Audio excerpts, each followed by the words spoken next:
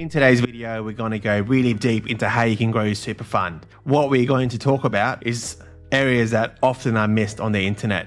Most people just concentrate on tip of the iceberg stuff, looking at the provider, looking at what sort of fees they're paying, and should I move to someone else's super fund down the road? You know, my neighbor's got a pretty decent super fund. It's returned X amount of returns, so that sounds like a good plan. We're not going to look at that sort of stuff. We're going to go pretty deep into the iceberg and look at the base of it, as opposed to, like I said, looking at just the provider at the top. We're going to look at different boxes to tick. And the first box is the structure of your super fund. This would make the biggest amount of difference to get this right. And there are 3 structures available in Australia. They all do different things. They are completely different in the way that they process your super fund. And you need to make sure that you understand the structure of your super fund before you go any further and look at things like the investment returns. To explain the structure of your super fund is to think of the actual engine of the car. You can see how vital the engine of the car is. I mean, if you change the wheels, if you change the car seats and the engine is the same, the outcome is the same. That's why when you get Australians going from one provider to another, but the structure is still the same, what they're actually getting is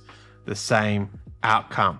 So you need to go deeper and find out what sort of structure your super fund is actually invested in. There are 3 key structures in Australia when it comes to super, apart from some of the older ones, but in today's world, you have a master trust, which is where most sit. And what we often see is Australians go, well, I want to move super, I want to get more control, I want to have more investment options, and they do a really big leap. They jump into an SMSF, a self-managed super fund. And that is not a light decision. That comes with a lot of compliance, like a lot of admin challenges, and every year you're looking at minimum 50 to 100 hours of work involved if you're going to be running it yourself. If you're going to get external help, all it's going to cost. A self-managed super fund is not a light decision to make, and if you get something wrong with a self-managed super fund, it's got the most hefty super tax penalty in Australia, where almost half of your funds can get wiped out, the complete amount. It's not a decision where you go, well, I haven't really been looking at my super fund for the last 15 years. I want a bit more control. I want a bit more investment options. So I'm going to go deep into the ocean, go from a 0 to 1,000. It's what most people do, and the shine often wears off after a few months because they realize there's a lot of work involved with the self-managed super fund. Now look, it's got its own place. If you want to have investments in residential property where you can drive past a house that you actually own inside your self-managed super fund, well, that's only available in an SMSF. But if you want to just have more investment options, there are different structures in Australia that offer you that, but they don't expose you to all the downsides of what a self-managed super fund comes with. And that's having to either be the trustee of the super fund or the director if you set up a corporate trustee of the SMSF. In other words, right now you probably have a big provider at the top who's taking care of everything. Most people don't even check their super balance every year, let alone know what's going on with it. But it still ticks along. And a self-managed super fund doesn't work like that. You've got to do a lot of work ongoing for it, whether it's your external help that you seek. So a master trust is where most Australians sit. If you haven't received advice, if you haven't seen a financial advisor, if you haven't started a self-managed super fund, you sit in a master trust super. Apart from some of the old super styles, maybe a defined benefit, but again, that's a very old style super. So you're sitting in a master trust, and what that comes with is a bundled nature. And what that means is that everything is done in a pooled structure, and you can't actually unbundle your super. You can't see underneath the bonnet of the super fund.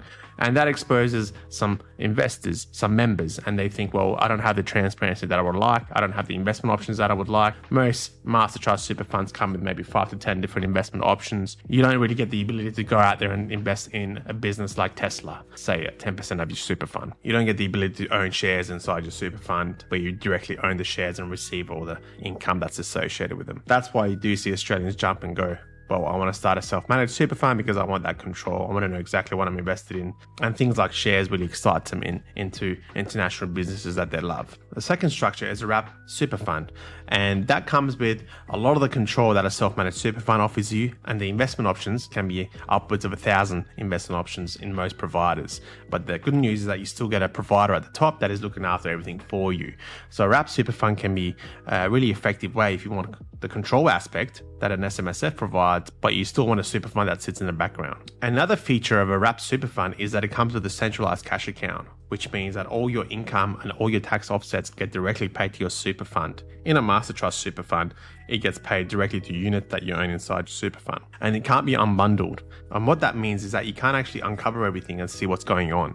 The transparency is not there to check whether you have received what you're entitled to. So what we often see is that savvy super fund investors are a little bit shocked to know that, well, I can't really check to see whether I received everything I'm entitled to. And it just doesn't sit well with them. And this is one of the reasons that, like I said, most people jump into an SMSF thinking, well, this is the only other option that gives me this level of transparency or gives me this level of control with my super fund. But again, a wrap super fund can do bit of best of both worlds. The only thing the wrap super fund can't do is invest in residential property. The only other thing that it can't do is purchase business real property, which is the other reason that most people start an SMSF. But in terms of today, what we're looking at is, like I said, we want to go deep in the foundation. The structure of the super fund is what's important. And the reason why I bring up this is the first box is tax. Being able to manage your tax is really important when it comes to super funds. If you can manage your tax, that's 15% on employer contributions and 15% on returns. And every dollar kept inside your super fund is going to snowball and it's going to make a really big change down the line for your super fund. And what I'm referring to is entitled tax offsets that you should be receiving directly to your super fund.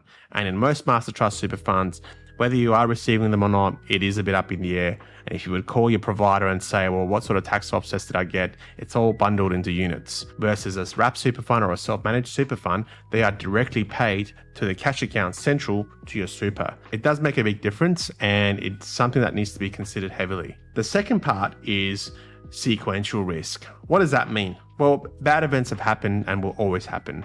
When it comes to the markets, they're going to reflect those bad events. Whether it's an external bad event or whether it's a financial bad event, it's still going to potentially impact the markets. And to plan for your super fund long term is not to say, well, I want a super fund that's not going to expose me to any bad events. I just won't be invested, because the other side of that is that your funds are going to sit in cash and barely keep up with the price increase of milk over time.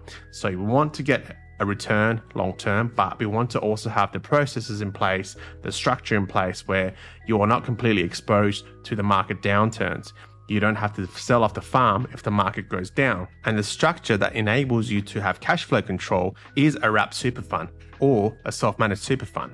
A wrap super fund provides a centralized cash account, which you can start doing some cash flow control inside your super fund.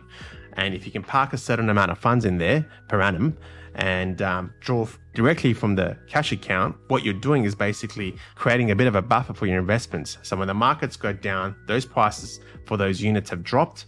And if you're selling those units, then you're selling them cheap. But if you're getting money out of the cash account, then chances are those units are being left alone and they can recover with the market. In a master trust, where most Australians sit, you don't have that sort of control. You can't go, well, I'm going to build up my cash account, I'm going to do X, Y, Z as far as strategies go. By default, your cash account might go up and down, but you don't have the clear control over that cash account, which is really important. So managing sequential risk can be a really big factor when it comes to preserving your super long term. That's another really big important factor. Like I said, we want to look deep and want to understand how can we improve your super fund long term.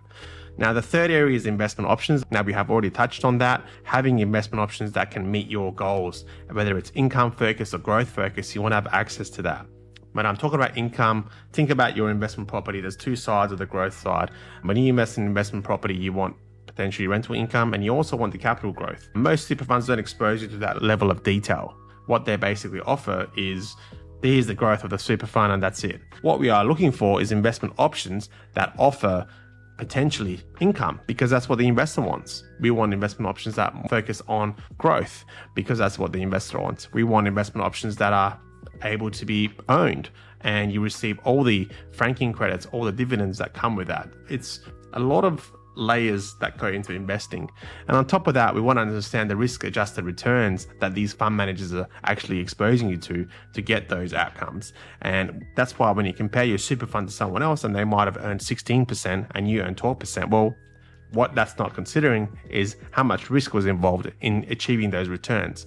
So when you have a lot of investment options, you can dig deeper and understand what sort of risks were taken, what are the risk adjusted returns, and that's really important for the long-term success of your super fund. So far you've seen that it's not just about the provider at the top. Now, why do I say that? Because 10 years ago, super providers, a retail fund may have charged a lot more than a industry super fund in terms of admin costs, in terms of running of your super. In today's world, it's pretty competitive. The difference is minuscule, maybe $100, $200, and you might find a retail fund that is cheaper than an industry super fund. So is it going to cut the mustard long term and basically give you a retirement that you can go out there and enjoy your hobbies and go traveling? Probably not. So what you need to do is dig deeper. And the other facet was that retail funds traditionally was seen to be recommended by financial advisors. And the story around that was financial advisors received commissions. In 2013, commissions on all new super funds stopped. So that's not a factor anymore. However, what you see on TV is just reflecting that still. So it is a bit of a misguide in Australia. So what you need to consider is if fees are pretty much on par, there is no more commissions, what's the actual difference? This is why I say you need to dig deeper and look at the structure of your super fund. We're going to go and now look at some workarounds, and I'm going to draw this up for you so it can make a bit more sense in terms of the areas that I've spoken to you about. Hey guys, if you're enjoying these videos, please like, subscribe, and click the bell button, as we are dropping a video like this every other day on YouTube. And if you got a question, please leave a comment and I'll do my best to get to it.